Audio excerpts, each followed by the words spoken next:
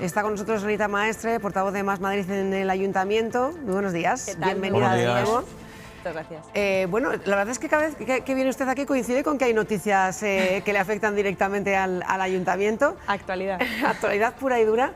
Y nos viene fenomenal para que nos pueda comentar. Está todo previsto, Laura. Está todo previsto, tenemos todo perfectamente organizado. Pensado. Estas micro peatonalizaciones que están haciendo en el barrio de Salamanca, que forman parte de ese plan de movilidad sostenible que de momento hoy contábamos que lo iban a anunciar, pero vamos a tener que esperar.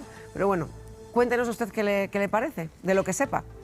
Bueno, si sabe algo más que nosotros. Lo que sabemos por ahora, lo que hemos ido viendo en estos casi ya 3 años de gobierno de Almeida, es que básicamente Almeida ha llegado tarde y arrastrando los pies a todas las transformaciones urbanas, ¿no? Que mientras en Londres, en París o en Valencia pasaban cosas, en Madrid no se avanzaba, incluso se daban pasos atrás, ¿no? Hay que recordar que el gobierno Almeida-Villacís comenzó despeatonalizando la calle Galileo y haciéndose fotos con una grúa que retiraba las jardineras y devolvía a esa calle las plazas de aparcamiento y los coches, ¿no? En ese sentido yo creo que es un gobierno que no ha avanzado nada, que ha sido muy timorato, que como digo avanza con los pies arrastrados, ¿no? Cuando se le impone la obligación por parte, por ejemplo, del gobierno de España de poner en marcha zonas de bajas emisiones, pero que si fuera por voluntad propia lo que haría y lo que intentó hacer es eliminar Madrid Central, es ampliar el número de coches que pueden entrar en el centro de la ciudad de Madrid, es acabar con el plan de calidad del aire, es decir, es dar pasos atrás, ¿no? Y en ese sentido podemos ya afirmar, yo creo, teniendo en cuenta que la legislatura se va terminando,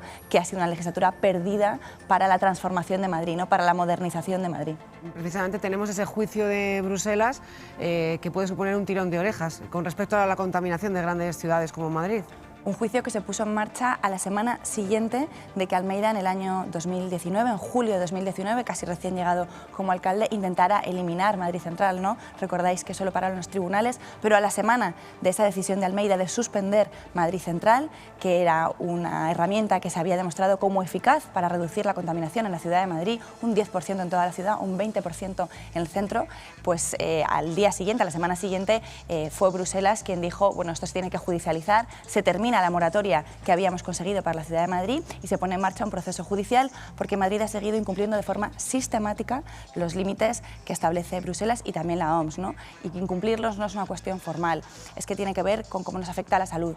Madrid es la segunda capital europea donde se producen más muertes al año por enfermedades vinculadas a la contaminación, 3.700 muertes anuales que son evitables, que no se deshacen de un día para otro. Yo siempre he dicho que la contaminación es un problema grave y estructural y que nadie puede prometer resolverlo chasqueando los dedos, yo tampoco lo hago. Lo que hay que hacer son políticas estables, que se mantengan en el tiempo, que duren y que vayan siempre hacia más. Almeida ha hecho lo contrario, ha dado bandazos, ha ido cambiando de opinión y ha dado pasos atrás y las consecuencias, por ejemplo, en las mediciones de contaminación de este comienzo del año son muy malas. Hay una cosa que sorprende, llama la atención.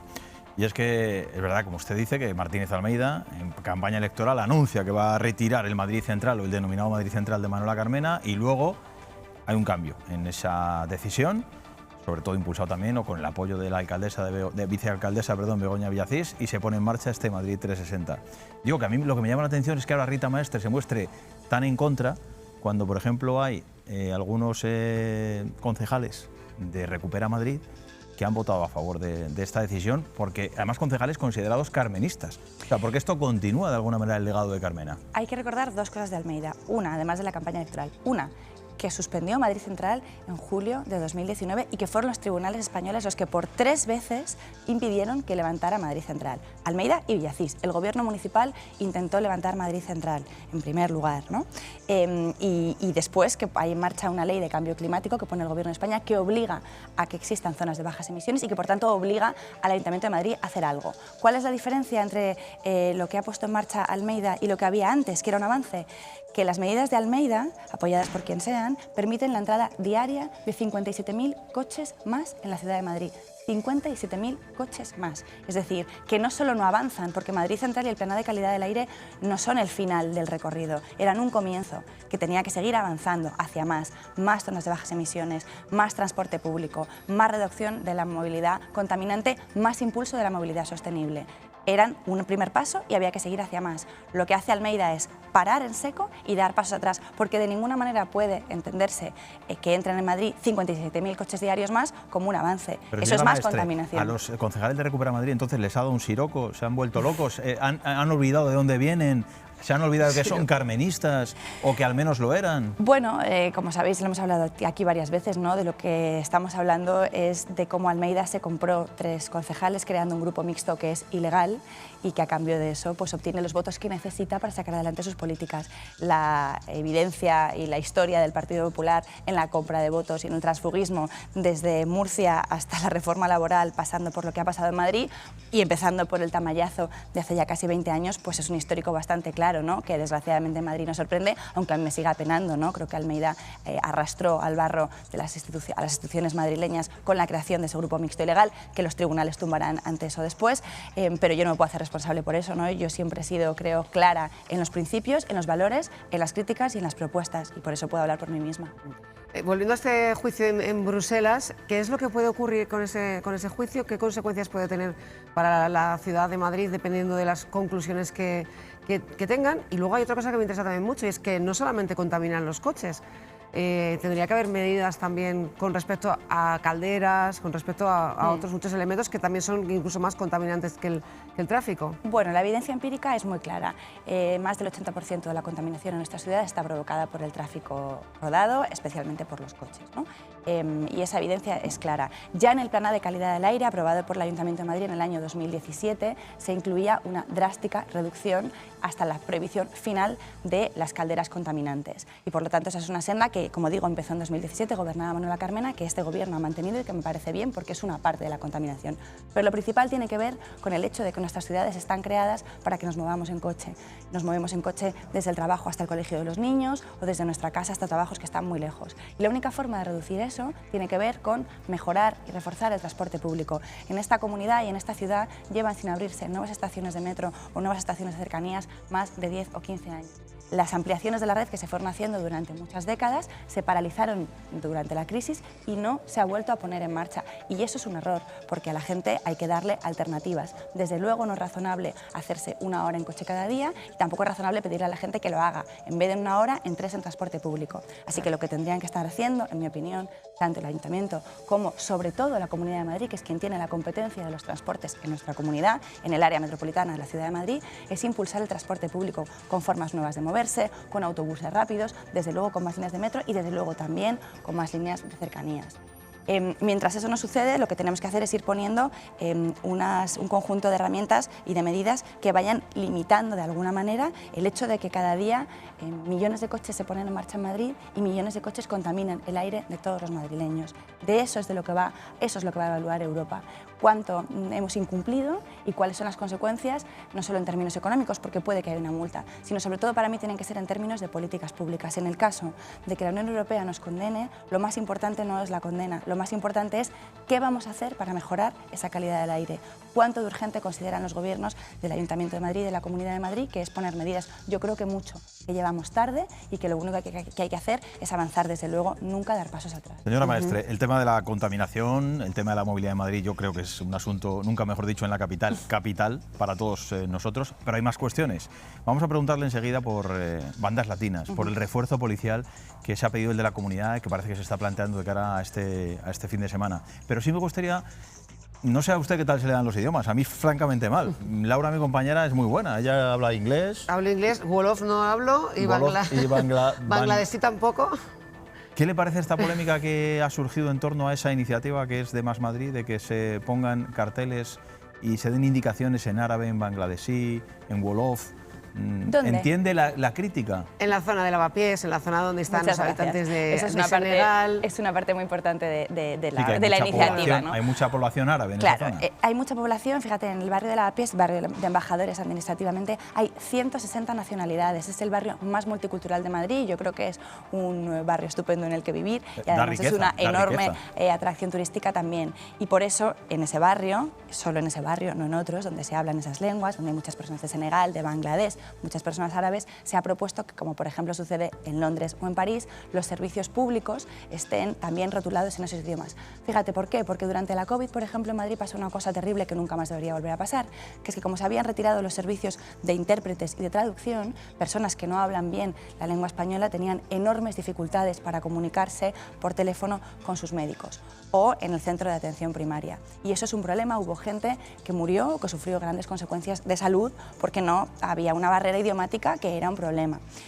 Así que de lo que se trata es de garantizar que eso pase menos y de reconocer que Madrid es una ciudad multilingüe, multicultural, abierta e inclusiva, que hay espacio para todos y que, por ejemplo, de la misma manera que el Corte Inglés de Nuevos Ministerios tiene, si habéis ido allí, carteles, además de en español, en inglés, en ruso, en chino. ¿Por qué? Porque es una forma de decirle a los muchísimos compradores chinos o rusos o ingleses que allí son bienvenidos y que, bueno, pues ahí están sus carteles, ¿no? Fíjate, pues de la misma yo estoy de acuerdo manera. con usted, y creo que aporta riqueza cultural, esa variedad que además encontramos de nacionalidades y de culturas en nuestra capital. Pero le quería preguntar por las críticas. Si usted entiende las críticas, por ejemplo, de Rocío Monasterio, se ha mostrado muy crítica en redes sociales diciendo que ella con sus impuestos no le gusta que se paguen este tipo de iniciativas. Usted ha sido muy dura contestándole, porque le ha tildado de racista y de homófoba directamente. Es que no tiene otro discurso que no sea el odio. Yo escucho a los portavoces de Vox y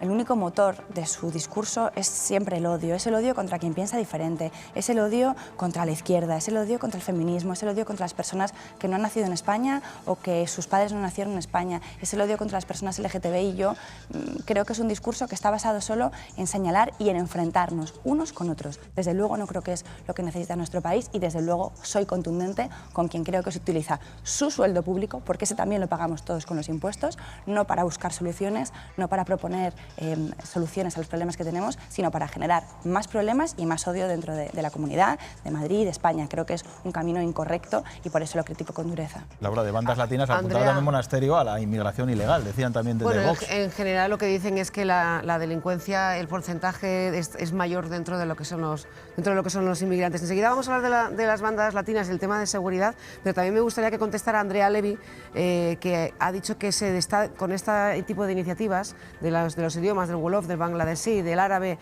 en Lavapiés, lo que se está haciendo es distrayéndose de las prioridades de la ciudad, que no es un tema como para que estemos todos debatiendo ahora mismo sobre él.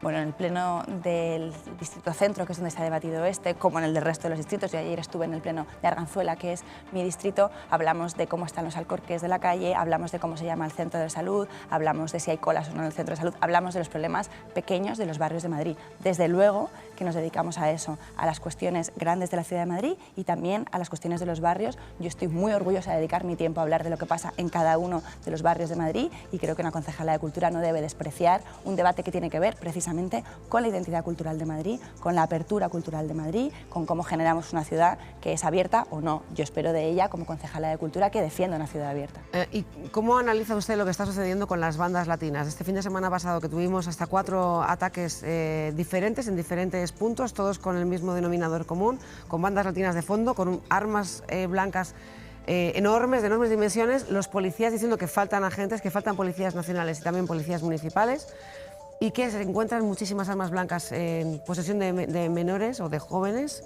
durante la noche madrileña. ¿Cómo se ataja este problema? Bueno, yo creo que lo primero que hay que hacer es trasladar el pésame y las condolencias a las familias de los menores que han sido asesinados. Estamos hablando de un chaval de 15 años, de un niño, uno de ellos, ¿no? Lo primero que hay que hacer es trasladar todo el pésame y todas las condolencias. Lo segundo es dejar muy claro, y creo que tenemos que estar todos convencidos de ello, todos los partidos, todas las administraciones, que hay que acabar de forma inmediata con las bandas criminales juveniles, que ningún niño tiene que morirse a manos de ella y ningún niño tiene que participar de una actividad delictiva desde los 15, desde los 14, desde los 13 años, ¿no? Creo que esa es la línea principal. Y la siguiente es pensar por qué sucede esto, cómo se llega ahí, qué tipo de cultura de odio, de violencia, de segregación se genera en nuestra ciudad que haga que un chaval sienta que su familia está en una banda criminal. Por eso creo que hay que hablar de contundencia policial y, de hecho, lo primero y más importante es encontrar ya a los asesinos y, desde luego, que caiga sobre ellos todo el peso de la ley. Contundencia policial en la gestión de estas bandas. También contundencia y yo creo que inteligencia en cómo se llega a la situación, ¿no? Por ejemplo, reforzar para mí la plantilla de policía municipal, además de la nacional, tiene que ver con reforzar la plantilla de los agentes tutores, de esos agentes que están en los institutos y que son los que pueden estar más familiarizados con cómo esas bandas captan a los chavales en los institutos, o cuando esos chavales dejan de ir al instituto. Para eso hay unos programas contra el absentismo que es importantísimo reforzar, para que haya trabajadores sociales, además de policías, que sepan ver cuando un chaval está cayendo en esas redes que existen y cómo intentar protegerle de eso, ¿no? O sea, que creo que hay que combinar de forma muy clara, como pasa en los países, digamos, las capitales europeas, donde este problema puede existir desde hace más tiempo, combinar la contundencia policial con ir a las causas sociales que pueden generar estos problemas y atacarlo también desde ahí. Sí, además se busca muchas veces, lo hemos comentado alguna vez aquí, chavales a lo mejor en situaciones vulnerables, chavales que tienen hogares desestructurados, porque se habla mucho y se incide en la educación. La policía incluso lo ha hecho, ha pedido a los padres, a los profesores, que estemos pendientes de los niños, de los jóvenes, para no dejarles caer en este tipo de redes. Pero claro, hay determinados hogares donde a lo mejor ese chaval no tiene ahí un padre o una madre a la que recurrir. Por eso yo creo que también es importante recordar que las ciudades más seguras son las ciudades menos desiguales. Allí donde las ciudades y las comunidades, los países, muchos países latinoamericanos pues lo podemos ver, ¿no? Donde hay enormes desigualdades, segregación, barrios que viven enfrentados, personas que no tienen nada que ver unas con las otras, una riqueza muy mal repartida, allí ese es el foco verdadero de la inseguridad y de la violencia. Por eso hablar del reparto, ¿no? De los recursos, de la riqueza, en fin, de la búsqueda de la igualdad, yo creo que es una forma estructural y de medio plazo, pero desde luego es una forma de acabar con la violencia, y por eso también hay que tener y hay que buscar las causas sociales, como bien decías, ¿no? Si tu madre trabaja 12 horas al día limpiando casas, desde luego tu madre tiene menos espacio, menos tiempo, menos cabeza para acompañarte en tu proceso formativo, para hacer los deberes contigo, para estar en casa cuando tú estás en casa. Cuando hablamos de los niños llave, hablamos de niños que no tienen un adulto a su cargo, no porque ese adulto no quiera, no porque sea un mal padre o una mala madre, porque está trabajando 12 o 14 horas al día, ¿no? Y por eso, además de la contundencia policial, además de la búsqueda de las soluciones policiales, que por supuesto, porque, repito, esas personas que han cometido estos crímenes no pueden quedar impunes, además de eso hay que ver el otro lado, que es el lado de lo social. Los trabajadores sociales, que también tienen enormes problemas de plantilla, por cierto, como la policía, los educadores, los colegios, es decir, todas las instituciones sociales que son parte del desarrollo de un niño o de un adolescente, que tienen que acompañar y proteger de que una banda criminal no te capte, que no entiendas que tu familia está ahí, sino que hay otros espacios que te cuidan. Y es que es cierto, y le está poniendo el nombre exacto, que además le ponen los policías, es una banda criminal, que no una banda juvenil, que parece que de esa manera se está diluyendo un poco la importancia que tienen. Son bandas criminales que además se financian precisamente con cantidades muy importantes, utilizando a estos menores para delinquir y entrando en un círculo que es terrorífico. Me gustaría hablar de los fondos europeos, porque tenemos a Almeida precisamente en Bruselas, bueno, quejándose junto con otros ayuntamientos del Partido Popular del reparto injusto de los fondos europeos. Almeida le tenemos en Bruselas y en todas partes, menos en Madrid. Ha estado últimamente en Soria, en Valencia, en Burgo de Osma. En fin, yo creo que dedica bastante más tiempo a otras cuestiones que a la ciudad de Madrid, y eso se va notando, ¿no? Sobre el viaje un poco como de octavo de GB, que se han hecho algunos alcaldes de fin de curso a Bruselas. Uy, eso suena muy antiguo, lo octavo de GB. ¿Nos ha sonado ya? Bueno, es que ellos fueron a GB, yo no, pero ellos fueron a GB, que yo se lo veo. Usted es muy joven. Bueno, yo creo que es un viaje de partido, ¿no? De lo que estamos hablando. De hecho, hemos hecho una petición de información para saber quién ha pagado el viaje, si lo ha pagado el Partido Popular o lo hemos pagado todos los madrileños, porque desde luego de Madrid allí se ha hablado poco, ¿no? Mientras Almeida hace estos viajes de propaganda del PP en plena campaña de Castilla y León, hay que recordar que en la ciudad de Madrid los fondos europeos le han sido concedidos en las 5 convocatorias que ya se han resuelto. De hecho, Almeida ha pedido diversos proyectos, que como debe hacer como alcalde, y todos esos fondos están ya concedidos. Así que no, Madrid no tiene un problema con los fondos europeos. Las convocatorias se van adjudicando y a Madrid le va llegando, como a otras ciudades, el dinero, ¿no? En todo caso, si hay algo que decir de eso, es que ha aprovechado muy poco para poner en marcha o para pedir dinero para transformaciones relevantes de la ciudad, ¿no? De Madrid. Lo que está haciendo aquí es una campaña electoral que se enmarca dentro de la campaña de Castilla y León y de la campaña permanente contra el Gobierno central. A mí me parece que es una pérdida de tiempo y de recursos, y que donde tiene que estar el alcalde es en la ciudad de Madrid, por ejemplo, al día siguiente de de esta noche terrible e insegura, de estos asesinatos. El alcalde estaba de campaña por Castilla y León, ¿no? Yo no creo que esa deba ser su tarea como alcalde. Me parece que debería perder menos tiempo en el Partido Popular y dedicarle más tiempo a Madrid. Ellos se quejan de que dentro de las 9 primeras comunidades, 8 son socialistas. Los datos se pueden interpretar de muchas formas. De las 6 comunidades que más dinero reciben, 4 de ellas son del Partido Popular. Es una polémica estéril que está basada básicamente en el intento pues de campaña contra el gobierno permanente. Yo no estoy aquí para defender al gobierno de España, yo estoy aquí para defender a Madrid, a la ciudad de Madrid. Y yo creo que el alcalde de Madrid lo que tiene que dedicarse es a desarrollar buenos planes, buenas iniciativas con los que utilizar los fondos europeos. Repito, ni una ha pedido Almeida 4.000 millones de euros, nada más y nada menos, de los cuales ni uno solo tiene que ver con un gran proyecto de la ciudad de Madrid. Los grandes proyectos que se hacían antes y durante la legislatura de Manuela Carmena, desde Mau Calderón a la Plaza de España, o durante el gobierno de Gallardón, el soterramiento de la M30. De todo eso, en el horizonte Almeida no hay nada, porque Almeida no está dedicado a pensar cómo va a ser la ciudad en 10 años o en 12 años, está dedicado a la campaña del PP. Señora Maestre, antes de despedirla a usted, ha llegado un poco más tarde. Nosotros que hemos llegado prácticamente de noche aquí, de madrugada, a la tele, para empezar a preparar el programa. Cuando venía usted para acá, ¿ha visto a la gente sin mascarilla en la calle ya? Porque hoy es el primer día que podemos ir sin mascarilla en la calle. Pues mira, yo he de decir que he ido sin mascarilla por primera vez bastante tiempo. Pues ya hemos encontrado una, porque llevamos toda la mañana buscando gente sin mascarilla y casi poquísimos. Pues había muy poca gente por la calle, yo claro, sí, no me lo hubiera puesto, pero he salido y he dicho, me la he quitado en el portal y he dicho, bueno, pues yo qué sé, hasta que llegue al coche pues me la voy a ir sin mascarilla. Bueno, yo siempre hemos dicho que esta medida nos parecía poco razonable, que desde el principio, casi desde el principio de la pandemia, que desde luego los espacios abiertos, los espacios aireados siempre han sido espacios seguros y de hecho nos mostramos bastante en contra cuando el gobierno de España, de forma, en mi opinión, atribulada y poco razonable, pues volvió a imponer la mascarilla en exteriores. Y luego, si me permite una pequeña licencia, esto ya de verdad que es la última licencia que me quiero permitir con usted. Sabemos que la señora Carmena, por ejemplo, le gusta cocinar, que Isabel Díaz Ayuso practica running, que Almeida juega al golf, pero de Rita Maestre no sabemos, cuando usted no está pensando en cosas sesudas, sí. Ya, eso ya lo iba a decir yo. Cuando no está pensando en cosas sesudas y en el ayuntamiento y en Almeida y en lo que hacer, le gusta leer, pero ¿qué más le gusta hacer a Rita Maestre? Pues soy cocinillas, cada vez más, la verdad. De hecho, creo que como le ha pasado a mucha gente, ¿no? Durante la pandemia, que había más tiempo para estar en casa, pues desde luego me reencontré con los fogones y he de decir que he ido mejorando bastante hasta un punto en el que incluso estoy bastante orgullosa. Eso hay que comprobarlo, ¿eh? Eso no... Puedo hacer bueno, os hago aquí, me invitáis, tenéis un catering. Un catering. Para la próxima traigo algo. Fenomenal. Muchísimas gracias, Rita Maestre, por estar aquí con nosotros esta mañana.